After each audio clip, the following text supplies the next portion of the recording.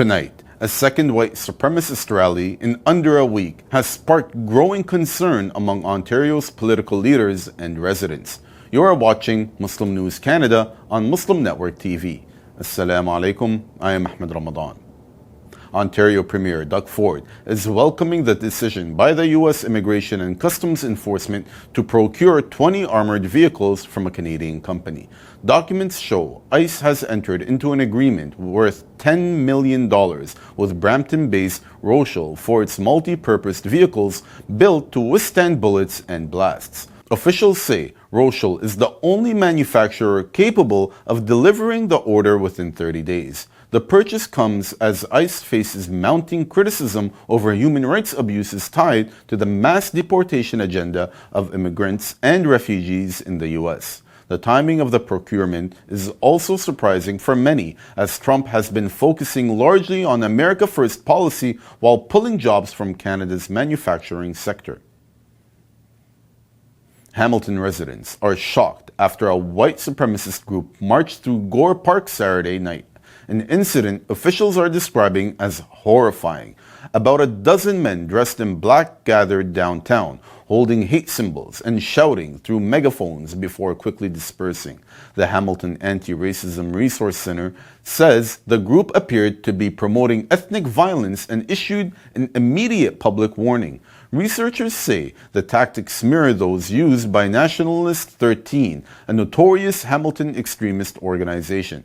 Police say they had no advance notice about the gathering. Videos captured the group walking through the core for roughly 10 minutes. The incident mirrors a similar white supremacist march last year. It comes as the city faces a 35% rise in hate incidents. Mayor Andrea Horwath condemns the display, calling it an intimidation tactic. Authorities are urging anyone with footage or potential hate crime complaints to come forward. Last week, in London, Ontario, a similar masked group gathered, this time holding white supremacist banners over an overpass bridge.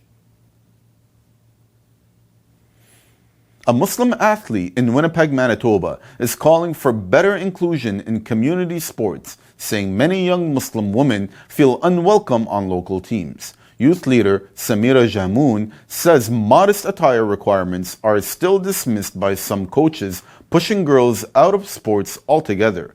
Jahmoon's comments come after a new report from the Winnipeg Newcomer Sports Academy reveals Muslim and newcomer teams often remain isolated.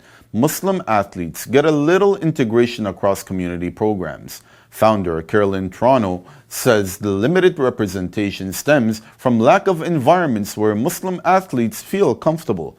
Advocates say the report shows the need for inclusive policies so all athletes can participate without compromising their faith. 4 European countries will boycott Eurovision 2026 after organizers decided to keep Israel in the competition. Ireland, Spain, the Netherlands, and Slovenia have announced they will not take part, citing Israel's genocide in Gaza and interference in last year's contest. The European Broadcasting Union says Israel remains eligible, saying that new reforms are in place to protect the contest's neutrality. Boycotting nations say participation is incompatible with their public values amid a humanitarian catastrophe in Gaza. On the other hand, Germany warns it would withdraw if Israel is banned. Israel's president welcomes the decision, saying his nation deserves to be represented on every stage.